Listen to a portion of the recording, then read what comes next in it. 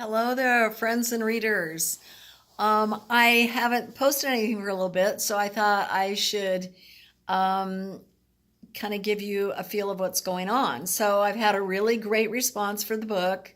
I'm even talking with somebody in Hollywood right now regarding a film, so I'm hoping it's a screenwriter. So hopefully he may take on the project, which would be really super exciting. And that's really what I'm going for as a film. And why is that? Because I think film is reaches more people in a faster process than just trying to sell books. And basically, why did I bother to even do this project of the last snapshot? The historical fiction of the war in the Warsaw Ghetto in World War II really was it was a side character from my original book, Neon Gods. True, and that's the reason I got put into it. But my original book is also historical fiction. I mean, it's based on a lot of things from history that were going on, including things like the Vietnam War was a very big deal. What actually goes on in Las Vegas, behind the scenes, so to speak. Not really behind the scenes, but behind some types of scenes. Um, and yeah, behind the scenes as well. And then the JFK assassination, the character happens to run into some information about that while he is trying to figure out how to get the government to bring his brother back from Vietnam because he's MIA. And so all of that's historical. And I don't know that I really, when I started writing at 22, really knew what the difference was, or even that there was a historical fiction. I might have just think I was writing fiction, but I was using all these historical events just because I loved history, and I just have always been really impressed with history. Well, my readers are coming away with comments that are so like heart-rendering to me. Like one reader was telling me the other day, I said, did you finish? And she's like, I really don't want the story to end. I'm having a hard time forcing myself to read the last few chapters because I don't want the story to end. And I thought that was good and bad, I guess, but it was really an interesting comment. And I think what it signified was that she really had adopted, the personalities that she was reading about. She really cared about them, and she had put herself in their shoes. And the story was so intriguing that she wanted it to go longer, which is totally ironic, since of course I was forced to cut my original book down because I had way too many words. And people don't buy 750-page books from an unknown author and 750-page novels, from unknown authors with no name and blah, blah, blah. But anyway, because there's a lot more to that story that I ended up cutting out a lot when I did. I had the pace editor work on it with me. And anyway, a few days later, I asked her if she had finished the book, and she said, it was literally the best book I've ever read, which is pretty shocking because she's a big reader. And she said, I didn't expect it to be so heartbreaking. That's what she said, which is interesting because I don't get that exact sentence from every reader. I think a lot of people that maybe don't have as much empathy, or possibly just are able to keep that separation, or not identify as deeply maybe with the characters, they're not telling me that. So it's unique. Every reader's experience is unique. But the thing about historical fiction is that it's true. The era, everything that happened to this character happened to someone. It absolutely did. And the character may be a compilation of what had happened to maybe a few people. And it's manifested in the book. Of course, I've cut a lot of that out as well. But you do get enough to where it's not dragging you down and making you depressed. You just get information to combined with caring about the characters. And then you learn about history. And why is that important? Kind of brings me to today's topic. Why is historical fiction important? Why are historical fiction, which slash documentaries, why are they important? And I was thinking about an author that I used to read, buy and read these books to some friends of mine that were like 12, 13 years old. And the author's name is Valarie Tripp. You probably have heard of her if you read historical fiction, although hers is geared to the younger, like smaller children, like 10, 8, 10, 12 years old. But she just has a way of writing it that really piques the curiosity of the children that are reading it.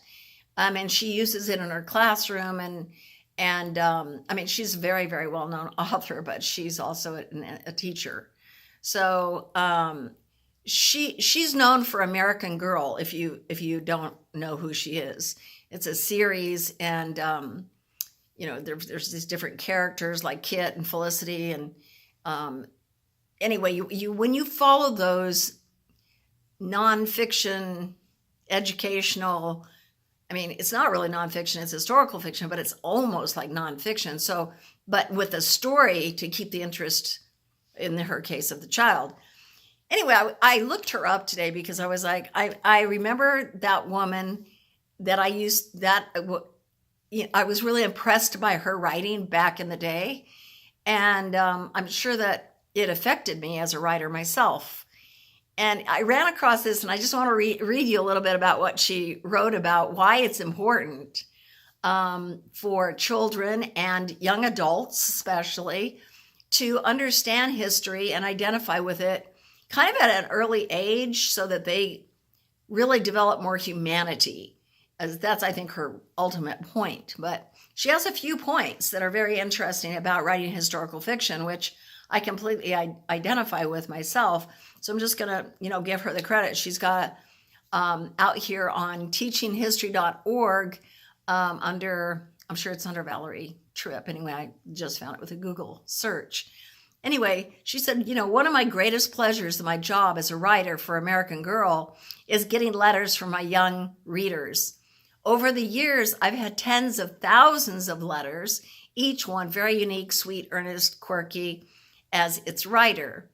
Very often my correspondents ask me, why do you write about people who lived long ago?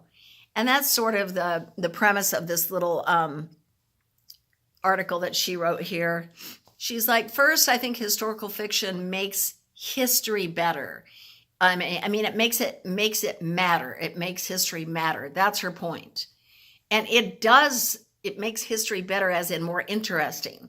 And it makes history be more important, because historical fiction is fun because there's a lot of different things that go on in it. If it keeps the attention, if it's written well, like Valarie's written very excellent, top of the food chain in historical fiction, as far as I'm concerned, for the genre and the age group she's targeting. But anyway, she goes on to say, if you make it irresistible, like an irresistible read, which is kind of what I've tried to do with Snapshot, even though it's not, quote, young readers, especially today, want snap, snap, snap, let's go, let's get there. And so that pace editor and I, we worked quite hard on that for about 6 months, trying to make sure that the pace was really a fast read. Felt like a fast read, even though it's 450 pages. Anyway, she says, it needs to be irresistible. And it's important to make history matter, because reading about the past not only gives people, children in her case, factual information, sort of like a mental timeline, for example, so that they know that, for instance, the Revolutionary War was at this time frame, the Civil War was this other time frame, the world wars are these different time frames, and so they can stack it in their brain so they can understand history and how it unfolded over time. And then she talks about the past allows, encourages, and teaches a child to identify with other voices, views, cultures, and times, which is a good life skill. Reading about past teaches empathy and compassion. It helps a child see the similarities that lie just underneath our differences. And that would be my takeaway. That would be a point that I would make if I wasn't reading her article. Because to me, in fact, somebody just had a great guy, a Syrian guy I met recently, just recently asked me, like, why did you like write historical fiction? And I was telling him, I was like, look, we're all human beings. You just strip away the skin and we all look exactly the same underneath. We have the same components that make us work. It doesn't matter what color you are, what religion you are, what eye color you have, none of it matters. What political viewpoint you have. That is all secondary to the fact that we are one human family. We belong to the same species, which means that we're in this together. And, we're not getting out of here. We're getting out of here. We're not going to get to not get out of here, is what I'm saying.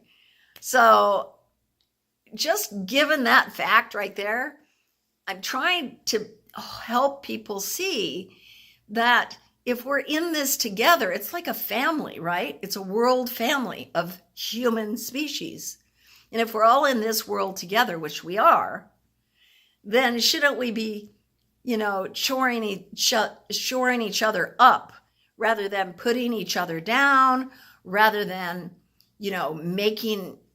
making success out of somebody else's pain and suffering because you got them fired and you took their job, or because you wanted somebody that they had and you didn't want them to have a relationship with that person anymore, so you just poisoned them and broke up that relationship. Why? Because you just wanted to, because just to prove to yourself that you could do it, or destroy people for some reason you cooked up in your head, maybe based on a bad childhood or whatever it is. But it destroys. We're destroying each other with a lot of the things that we do on a daily basis, not to mention on a political stage, in the governments of the world. And who runs those governments? Well, they're corrupt politicians, as we know at the moment, but that wasn't really supposed to be that way. So historical fiction allows, especially young readers, but all readers, to really step back from themselves for a second and say, well, wow, maybe my life isn't so bad because I could have walked in these shoes. It's like, until you've walked in somebody's moccasins, it's that saying, because it's easy to judge, right? And just like, oh, she's this, he's that, or I don't like the way this little tidbit about that person, or that little, I don't know, hairstyle, or that political opinion is like that person's a total jerk and needs to, die or whatever, like some horrible, words that just fly out of your mouth like that, without really thinking about what are you contributing to, quote, our species on this planet, and we're all in it together. Because when you speak bad about other people, when you find ways to tear other people down and pull them apart from family members, or wreck up a whole system of a corporation because you wanted to be the CEO, and so everybody else had to go down, so that you could get there, right? But you don't care.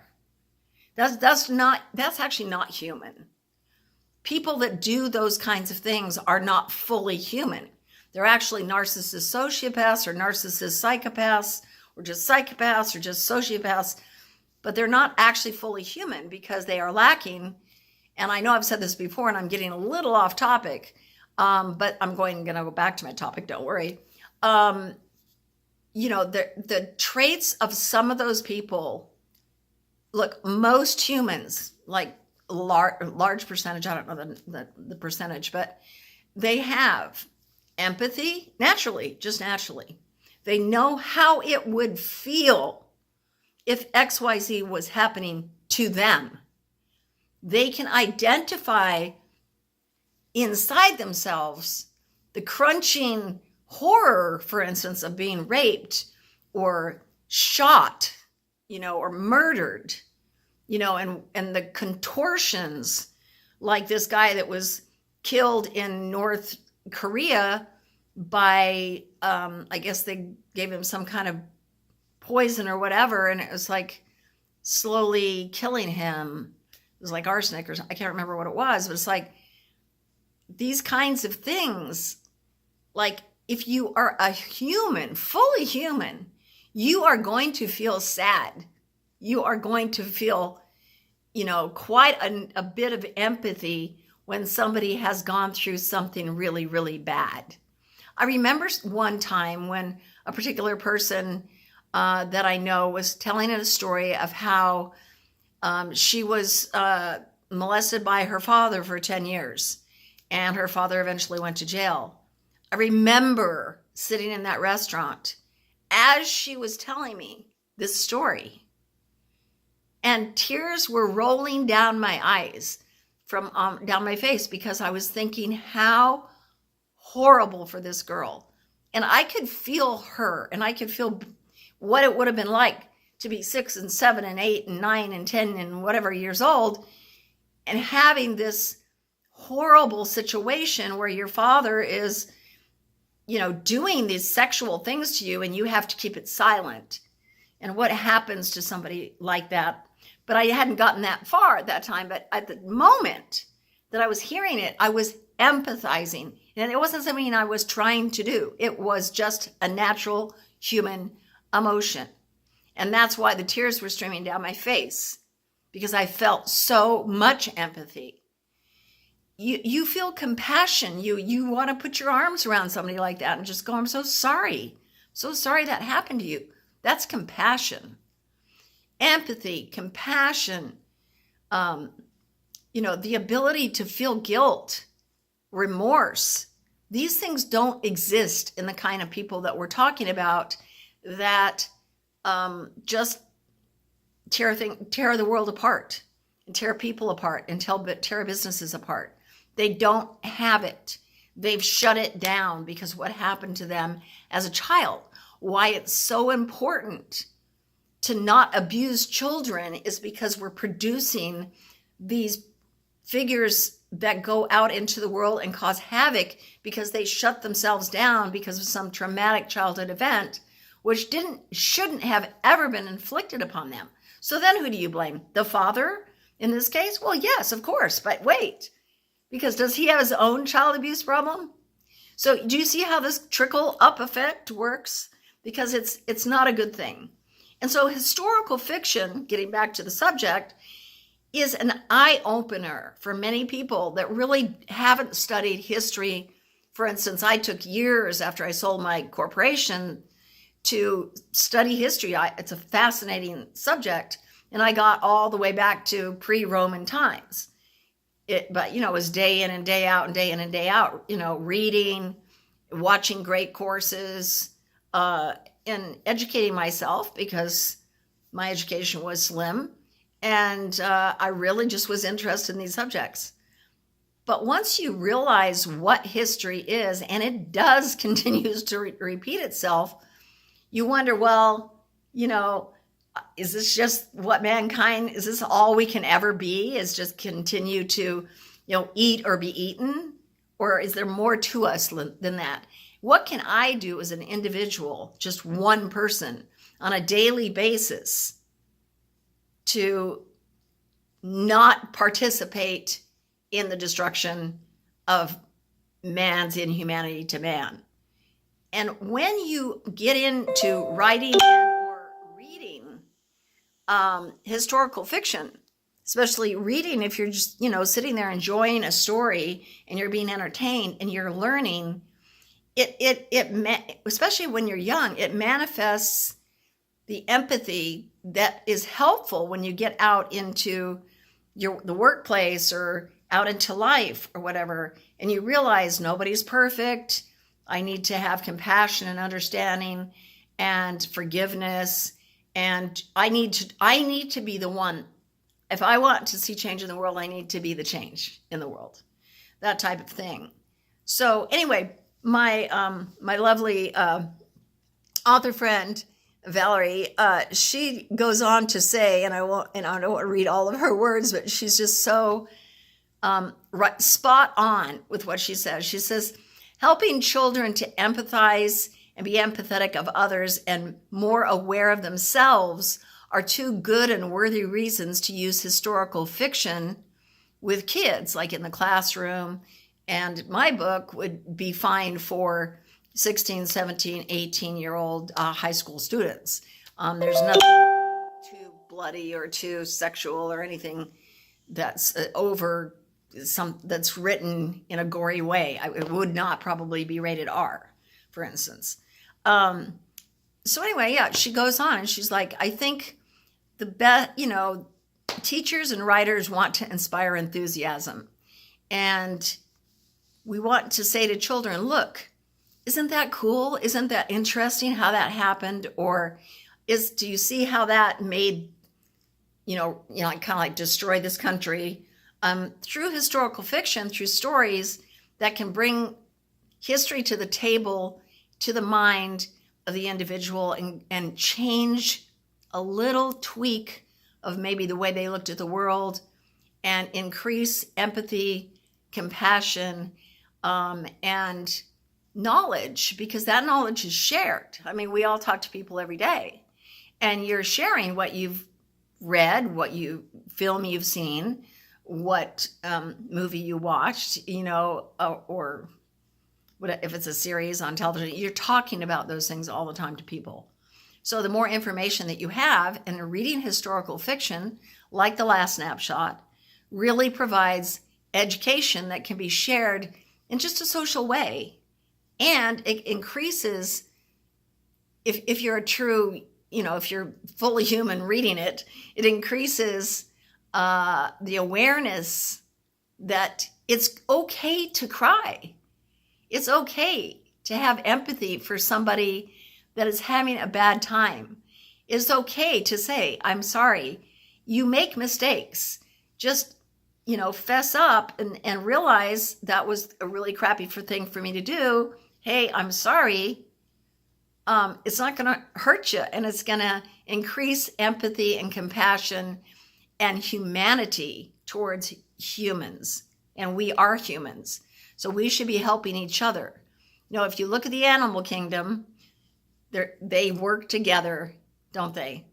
In packs, just in many, many different ways. They help each other survive. Why are the human beings not inclined, not all human beings are inclined to help one another survive?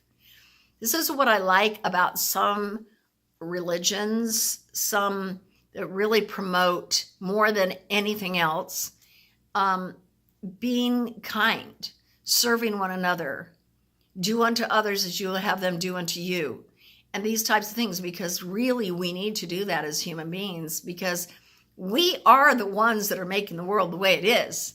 So we have a choice.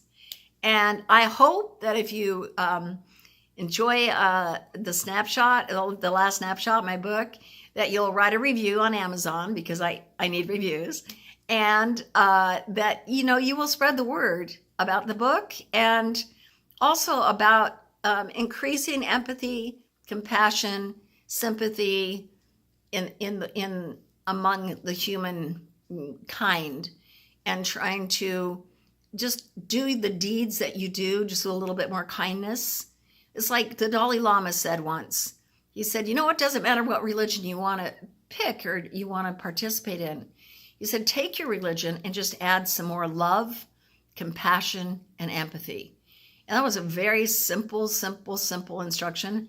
And it's like everything. It's like the whole ball of wax. This is what we need to do as human species, is to increase love, empathy, and compassion to ourselves, to our neighbors, and forgive those who have destroyed you.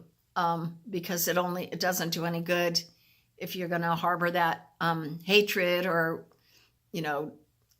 confusion or whatever that is in your heart. You must forgive, and that doesn't mean you need to continue to be abused by the individual, right? But you do need to forgive them, and if you can, find love for them, because everybody's got good qualities. And these things just make the world as a whole, person by person by person, a better place for all of us. Thank you for letting me chat with you today. And I really just came upon this subject today, and I thought, maybe I'll just talk about this. And I guess I just did. So, well, thank you so much. And please buy The Last Snapshot. And Last Snapshot 2, which is called Tenacity, will be coming out. And then I am wrapping up the covers and everything for the other 3 books, the Neon Gods, 1, 2, it's actually ends up being 3, 4, and 5 of the series of the Age of Force and Neon. So I hope you stick with me, and I'll try to post at least once a week, even if I'm really super busy trying to do all these different aspects of promoting my book. But I do enjoy talking to you, and I can kind of feel you sometimes, like, I don't know why. I just sometimes I just feel like there's somebody right there. I can tell that there's somebody right there on the other end, and something that I just said made them stop to think about something. And that's all I can really hope to do, isn't it? Thank you so much, and we'll talk to you next time.